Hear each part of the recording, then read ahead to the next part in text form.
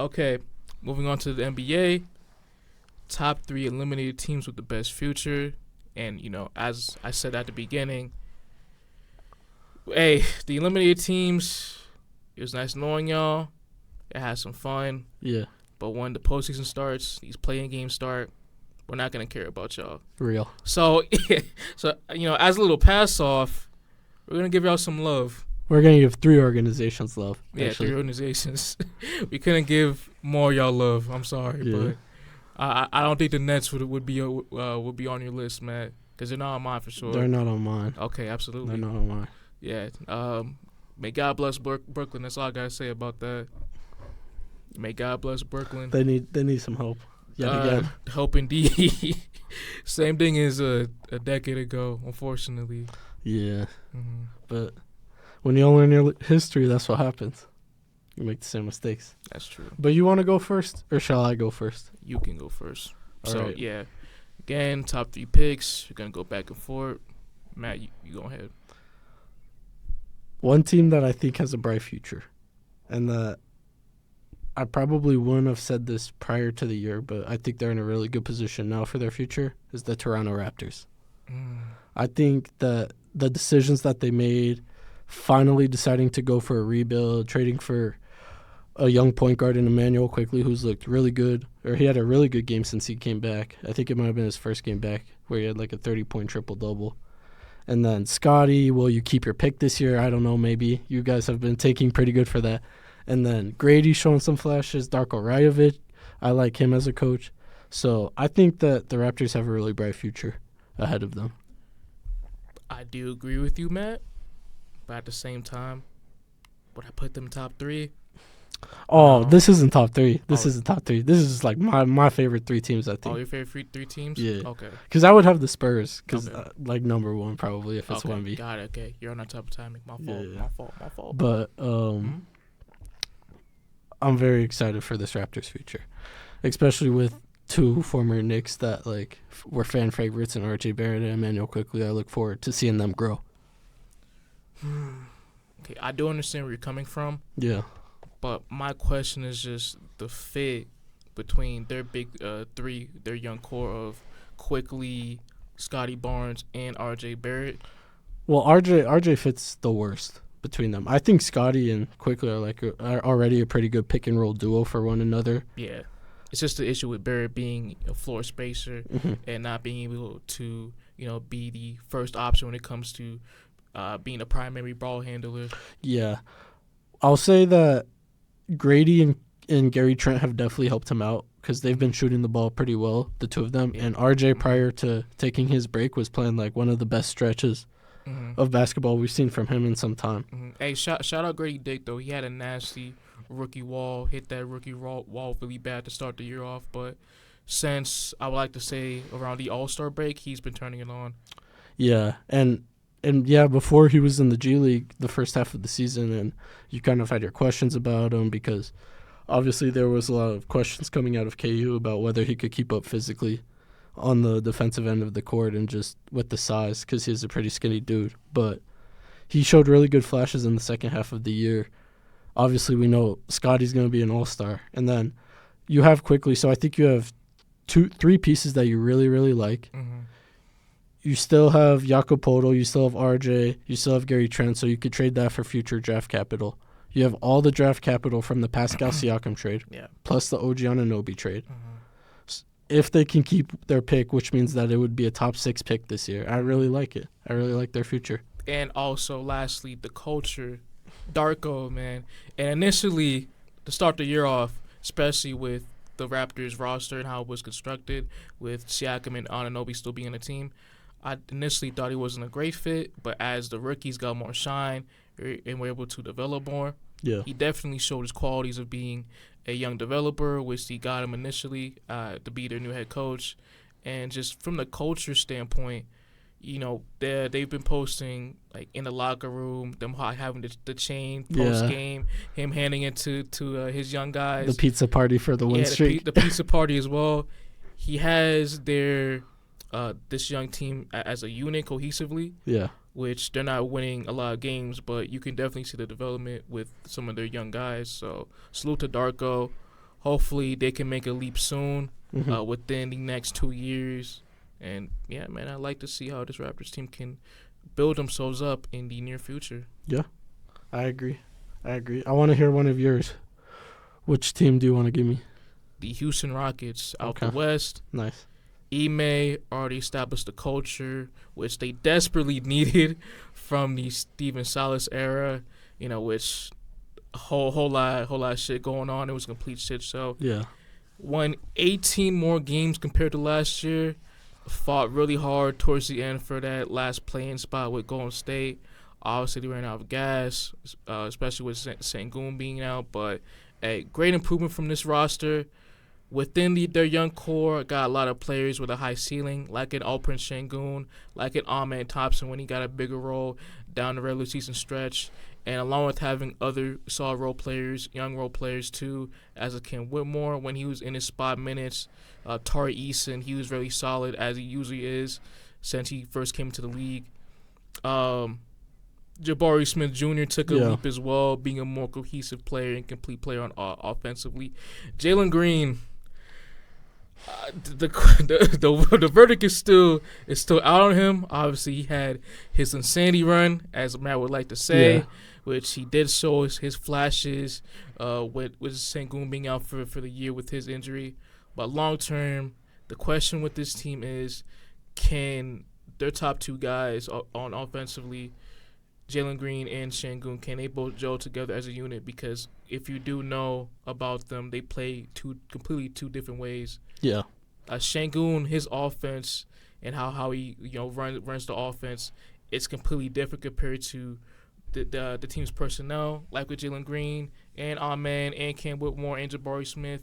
Them being fast paced, athletic, jump out the gym as well. So for Ime, it's going to be very interesting to see how he's going to assemble, them as a team down the line. Yeah, I think for the Rockets, when they signed up Dylan Brooks and Fred VanVleet this offseason, they probably, and brought in Ime Udoka, they probably looked ahead and thought, what should our goal be? Mm-hmm. And their realistic goal was probably to be in the play-in. Mm-hmm. And so to basically have the season where your best player goes out and yet you're still with 5-6 games left in a race for the play-in until just the last 2 games, I think is something that they're really happy about as an organization. Obviously, you mentioned all the young pieces that they have and that developed this past year. I think that their biggest concern is what you mentioned then, which is, why did Jalen Green play his best basketball when Sengun went out? And I hope it doesn't mean that they're rethinking who their best player is, because I still think it's Sengun. No, me as well. Okay. Even as a Jalen Green believer, I think Sengun is still the best player on that team. But it also makes you think, how is a Rockets fan feeling? Because they probably think Sengun's the best player, and is he going to be the same post-injury? Is the team going to have the same chemistry? Will Jalen Green want to run the show like he's doing now and play at his pace with Sengun? What's that chemistry going to look like? And maybe this is a good thing because they're hey, Jalen Green has the capability to do this. How can we work Sengun into that game? Whether it's a screen, whether it's a give and go, whether it's a pass through or a blitz. I don't know. But yeah. Also, don't forget about Ahmed. He could possibly fall out of the starting lineup, which I really don't want that to happen. I would rather him start over Fred VanVleet. Ahmed Thompson, he is so exciting to watch. I love the Thompson twins. They're my favorite players, both of them. They're both gonna be really good. But the IQ they have coming to the league as rookies, it's amazing. They play the game so well, fundamentally well. It's just the jumper, it's not there at all. Oh no. I mean, hopefully it can come around. I do think it'll come around just because they love the game of basketball and they are super eager to improve their game, as what we've seen from them on the court and as well as do their interviews. Mm-hmm. Man, he's a stud. He's gonna be a future star, man. Yeah, I agree. Mm-hmm. I'm gonna move on to my second team. Yeah. Oh wait, one more thing. Yeah. With the Rockets. Yeah. They also own the Nets' future first-rounders that's a great in 2024 and 2026. And we have implied in the past that the Brooklyn Nets, they're gonna be shit for a long time. So they're gonna be high with those picks. Horrible trade. More assets. Yeah, More horrible. assets. But Sean Marks needs to be fired. Jesus. Raphael Stone should get a promotion. Absolutely. I'm going to move on to my second team. And this one might be cheating, but they didn't make the playoffs. But for bright future, I'm going with the Memphis Grizzlies. I got our boy back there. Seth, my man. Hey, Memphis, stand up. Grizzlies, stand up. Memphis, stand up. But we're coming back. We're coming back, baby, next year. We're gonna see a healthy team with John Morant back, Desmond Bane back, Marcus Smart back, Jaren Jackson back. The list goes on and on. Brandon Clark. The list goes on and on. And we're also gonna be adding a top 5-6 pick to that equation with those teams. Which this team was the 2 seed a year ago, and now you're adding a top prospect in an organization that, 1, knows how to draft, and 2, knows how to develop talent. So I think that just with the success that they've already shown as a unit, plus the draft pick that they're going to have, plus like all the young players that were able to develop this year that wouldn't have gotten a chance, whether it be a Vince Williams, a G.G. Jackson, just those guys that can be solid and quality contributors on a championship team were developed this year. And I think that that's going to be really important for them down the line. Yeah, absolutely. And for my second team, I also have the Memphis Grizzlies as well. Nice. And speaking on the development of young guys with Memphis right now, Vince Williams and G.G. Jackson, for them being as experienced and as young as they are, for them to emerge this season as very dependable NBA rotation players, especially Gigi. Gigi is going to be a huge part. He's going to play a huge part in this Grizzlies team down the line.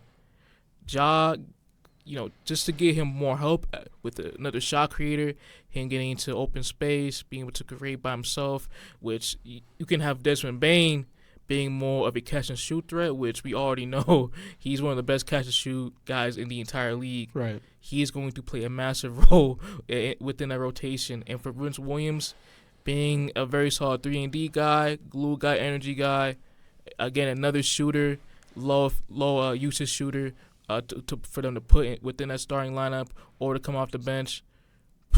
I love those two. They're going to be great for that, for the rotation in the near future.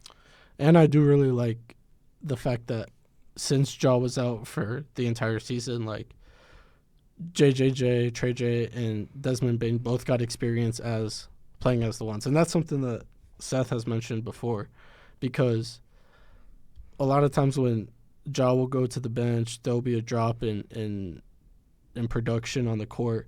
And so to have it where those guys are now comfortable being a number one option in the limited minutes that would happen, I think is a really good thing. Okay. So currently, the Grizzlies, they're projected with their pick this year to finish 7th. Yeah. They need a big. I think that's their priority for this upcoming draft. Yeah. The guy for them to get Donovan Clingan from UConn. I thought you were about to say Zach Edey. No. I'm sorry. Is he a stretch big? Donovan Clingan? Yeah. No, he's more of a traditional big, which for Memphis, that's a perfect fit. Make Jaren Jackson move to the 4, have him roam around the perimeter, not be the primary rebounder. And for Donovan Clingan, he was fantastic in this tournament, had a great run with UConn. Great shot blocker, can rebound effectively for his size. Yeah. That would be a perfect fit for them moving down the line. What other bigs are in this draft? I'm trying to think. It's not really a big draft. Again, there's Kyle Filipowski. Yeah, it's all guards and wings. Yeah. There's Kyle Filipowski from Duke. Alexander Sarr, but he's going to be top 5. He's going to be top 5. Wemby's former teammate. Mm-hmm. I'm excited to see him. Right. When is the Alabama guy projected to go? Mark Sears, I think is his name. Mark who? Mark Sears. Mark Sears. The Bama point guard. Bama point guard. You know who I'm talking about? Yeah, I do. I don't know where he's going to finish. 2.0. Like, their games are exactly like. I do not know where he's going to finish. I'm not that deep into Sears. the NBA draft. Mark Sears, yeah. I'm not that deep into the NBA draft knowledge. I know a few players, but I can't know them all. That's fair. But Donovan Clingan would be a perfect fit for that Memphis team. Bet. Perfect fit. I hope it happens. So I can see it. Hey, man, it's a great draft for role players as much as we like to shit on this year's draft. So for a team like Memphis, who are going to have all their key guys back, going to be completely healthy, who do need to bolster up their rotation and the depth of their squad, to get a guy like Klingon would be great for them moving forward. But I'll say the last time that we had a draft like as shitted on as this draft was, I think it was the 2021 draft, and that was when we had Anthony Edwards. I think 2020. 2020. Anthony Edwards, LaMelo, Tyrese Halliburton.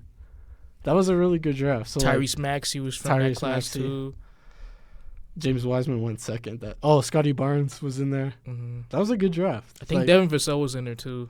Devin Vassell. Who else might have been there? I think so. Hold on. He was in the. Oh yeah, he was at 11. Boom. Denny Advia. Hold on. Give me the lottery. Give me the teams.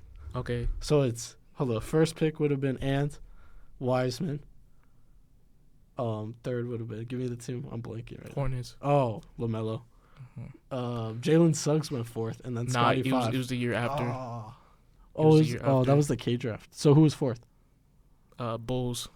Bulls fourth. This wasn't Kobe White. It wasn't. Patrick Williams. Yeah, baby Kawhi. Oh, I was actually high on Patrick Williams heading to the draft. That didn't work out though, unfortunately. 5 Cleveland. Darius Garland. No. 5. Evan Mobley. No. 5 for Cleveland. Yeah. Is he playing on the Jazz? He's not playing on the Jazz. No, he's still on the team. 5. Yeah. Jared Allen wasn't there. Donovan Mitchell, no. Oh my God, Isaac Okoro. Yeah, that's him. Isaac Okoro. Let's keep going through the lottery. 6 Atlanta. This was the Onyeka Okongwu pick. Yeah. Yeah. Make him the official starter, Atlanta, please. No more Clint Capella minutes. Facts. No more Clint Capella minutes. 7 Detroit. Killian Hayes. And then Knicks went Obi Toppin right after this. Mm-hmm. Yep, I remember that. Wizards 9. Avdia. Mm-hmm. Hey, that's my guy, though. He been hooping this year. He has been hooping. Hey, I've been telling y'all for years now. Glad my guy getting more love. 10 was Jalen Smith to the Suns. Mm-hmm. And then 11, Devin Vassell. 12. What team was that 12? Kings.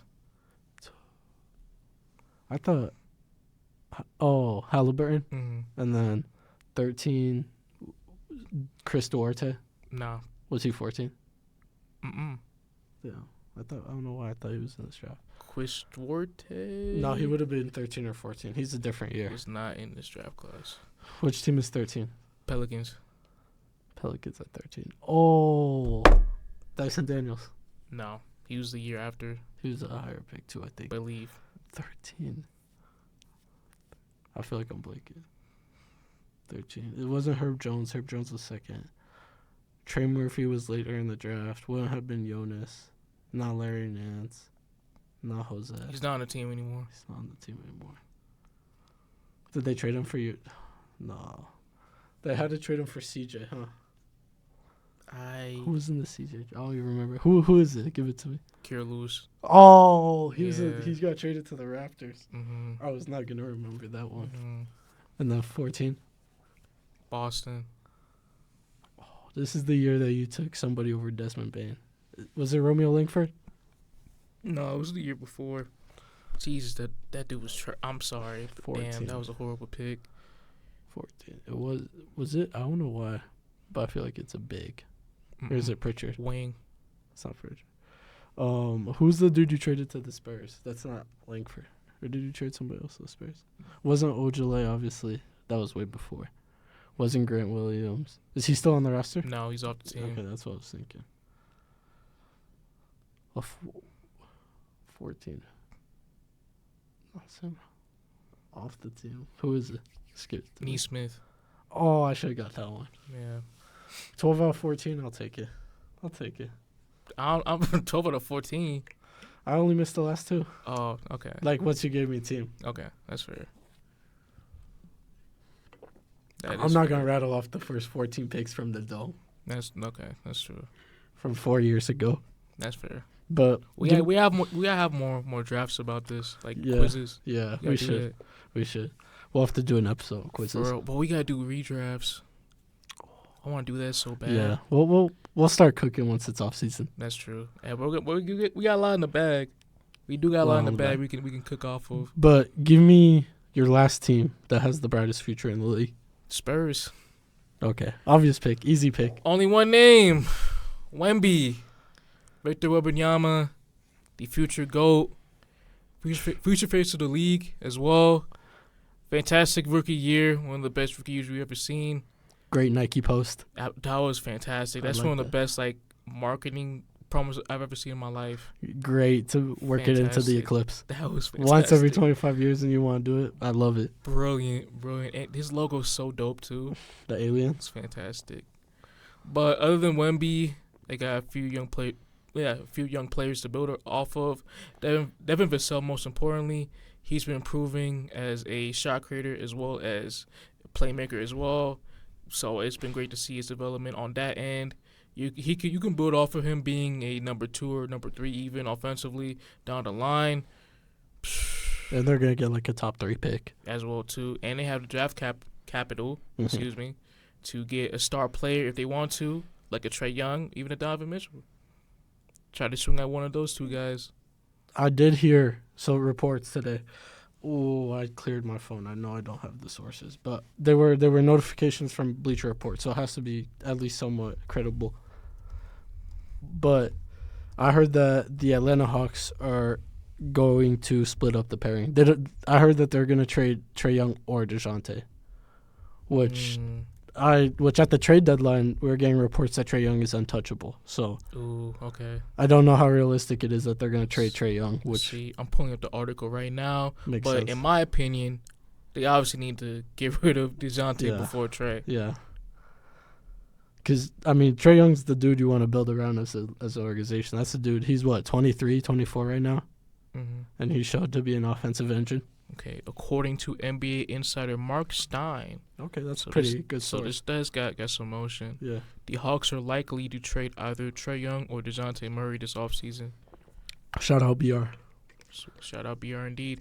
Bro, but, talking about the Murray trade, even when it first came out, nobody was saying that was a great fit. For who? For bringing Murray to Atlanta and pairing him alongside Trae in that backcourt. People were more interested in the defensive side of it than the offensive side of it. Yeah. And they saw that Trae Young was a liability on that side of the court, and you're bringing in a dude who was all defense the year before for multiple years at that point. But as soon as he came into Atlanta, his defense dropped down significantly. That's what Magic City will do to you. Bro, that's crazy. No, that's crazy. That's what Magic City will do to you. That's crazy. But Magic City go crazy, though. But, yeah, it was not a good trade to begin with. At best, you're projecting them to finish, 5, 6 in the East? Well, we definitely would have had them behind Boston, Sixers, and Bucks. So, best would have been 4th. And then Miami. Yeah, Miami at that time was Miami? Yeah, that was 2020. So, yeah, they were good at that time. I'm trying to think. Cavs, you couldn't have predicted them to be this good. No, they had a surprising year. Actually, they made the play-in, too. The play-in. Lost to it wasn't the Nets. Was it the Nets? I actually think it was the Nets. They lost to the Hawks. No, they lost to the Nets, and then the Nets played you, remember? No, bro, we talking about... They were the 8th, though. They lost 2 games. They were the 8th, and then they lost to Atlanta for the 8th seeded game. Who did Atlanta play first round? They played Miami. Oh, the Heat. They did. Yeah. And then Trae Young stunk it up, which was horrible for my trading agenda. Oh, well, to be fair, there were That was 4 pretty, remarkable defenders on that Heat team. But still, for a superstar, as I would like to put upon Trae Young's name, for him to go out like that, have a horrible shooting performance in that series, it was not good for the brand, But he bounced back the year after, though. Unfortunately, against my team, but, it was great to get his stats up. Get those numbers up, get those couple wins, game winner as well, too. So, yeah, man, worked out perfectly. Fair. I'm going to give you my last team, though. Yeah, Trae FC will be back. We will be back very soon. I respect it. Very soon. I respect it. I'll obviously be riding with Brunson. We coming for that throne again, man. They saying, best point guard in the East. They saying Brunson, Halliburton. Nah, man, Trae Young's still here. Not this year. Who's the best point guard in the East this year? East, right? Well, obviously, because Trae Young's injured, I'll say Jalen Brunson. That's all I need to hear. Well, only because Trey's injured. So what? Trey being the 10th seed moves you like that? Yeah, if you put it that way. Insane. if you put it that way. But I'll give you my last team, my brightest team, and it's contingent on who they hire as their head coach. But the Charlotte Hornets. The Charlotte Hornets. Under new management or under new ownership, MJ sold the team. I really like Brandon Miller as a rookie. I mean, he was outside of Chet and Wemby, who had like some of the best rookie seasons we've ever seen. Brandon Miller was the best rookie from last year's class. You have LaMelo Ball, which like you cross your fingers, hope he can play, which I don't know if LaMelo's played more than 44 games in a season so far. But when he's on the court, he plays all-star caliber level. Yeah, but the issue is, can he stay on the court for a full 82-game season? He's not on the court. Miles Bridges actually had a pretty good year, as much as like we hate to give him a shout-out. And I think that because of the PR, they're going to get him on like a decent contract. Like way less than they would have got the year before when people were saying he was going to get the max or go to the Pistons. Right. So those, you got Trey Mann, maybe Mark Williams can be healthy, and you have a high pick. And you need to hire David Aldman from the Denver Nuggets. David Aldman is top assistant head coach. Yeah, I fumbled over there. Ooh. But I would love that move for them. No, Kenny. You're not even a Kenny Atkinson guy. I would rather have him than Kenny Atkinson, especially for like if Kenny Atkinson, you could maybe get me if you're arguing like our windows more like now. So, but with like a young team, I would really want David Aldman. I think he's younger than Atkinson, and you can just look inside that Nuggets building and see all the development that he's doing as the lead assistant, and he's been doing it since Malone's first year with the Nuggets. I do agree with you on him being a top head coaching candidate heading into this offseason. But, some doubts, man. Just him being put into that culture as a first-year head coach and having to deal with those issues. But I think having new ownership kind of cleans the culture just a little bit. That is true. But I'm a Kenny Atkinson guy. I'm always going to be a Kenny Atkinson believer. I'm sorry. So I'm going to say he'd be the best fit for that Hornets unit. Fair. I think I really like David Aldman in this next class of coaches. Ooh, wild card pick, though. Lindsey Harding. We've been getting the news that they interviewed her for the head coaching position. I also heard they interviewed, I can't remember his name, the Sacramento Kings G League coach. Yeah, that's her. her. That's her? Yeah. Damn, I fumbled. But yeah, cool. shout out her. Yeah. I've always, in this scenario, I've always been, a pro fan of giving a lady a chance to be head coach. Yeah. I honestly felt like Becky Hammon, currently the head coach of the Las Vegas Aces in the WNBA, he'd be a perfect fit. A fantastic job. She's been like one of the best coaches. Yeah, for sure. Highest paid head coach. The Aces are now a dynasty currently, or a dynasty in the making, winning back-to-back WNBA Finals chips. I would love to see her get a shot. I don't think the Hornets would be the right team for her. Yeah, that's fair. It would not be the right team just with the personnel with them right now. I just don't think that would be a good fit. But I would love to see her get a job in the near future. I would as well. Has she served in the NBA on like as an assistant? Yeah, thank you. I'm not sure about her side of that background, but she did win Coach of the Year this year, leading the Stockton Kings to the Western Conference Finals in the G League. Right. Which I like that. Gotta give the G League some love because there's talent down there. Yeah, and there's been success within the G League, too, having their head coaches be promoted, like a Nick Nurse and like a Mark Daigneault for OKC. Yeah. So the pipeline's very strong. Yeah. Let's see. She was a WNBA player, as she was the Sacramento Kings coach from 2019 to 2013. And this is her first year as a head coach, actually, for the G League. Damn, so she balled. She knows her shit. For real. High IQ individual when it comes to the game. Oh, speaking of IQ, she went to Duke. Ooh. Went to Duke. A Blue Devil. Yeah. Hold on, what years? 02 to 07. So around when JJ Redick was in the league too. Well, not in the league, but on that Duke men's team. Yeah, because he got drafted, what, 06? Or did he get drafted 07? I think it was 06. Around those years. He was a beast at Duke, though. He was crazy. Yeah. Man. He got drafted 06, number 11. Yeah, fit the white boy from Duke stereotype, which, I mean, he didn't really deserve that at all. AJ Redick seems like a really cool dude. I like his podcast. Yeah, I love it, bro. It's With a good listen. him and Bron, him and the new one too. That has been a must. That's been a must listen every week. I be locked in every week too. Brown's got to get on the podcast wave a little bit. You could tell that JJ's got some more experience on him. That's true. But that's a great pod. Yeah, that's a great pod. Fantastic pod. Do you want to move on to the main segment then? Fantastic. Oh, man. I did not expect you to pick the Hornets for your last one. Hornets, I'm kind of excited for. I can't lie. They might be my new Orlando Magic. Orlando Magic. Do I really see that? They're not. No, they're not the same Orlando Magic. No, the Orlando Magic, they have a more defined culture. Yeah. They have more players that are locked in. The team fits much better. But if everybody's healthy, I could see this team potentially I want to say it like a big hot take, especially before we know who they draft in the offseason. But knock on wood, if we're assuming LaMelo's healthy, with Brandon Miller, you get a good coach. Trey Mann's looked good. Micic has looked good. Oh, I love Micic. He's a great backup point. And if we're assuming health, Mark Williams will be the big. I love him as well too. Then this team sucks. It sucks so bad. It sucks so bad. He got hurt early.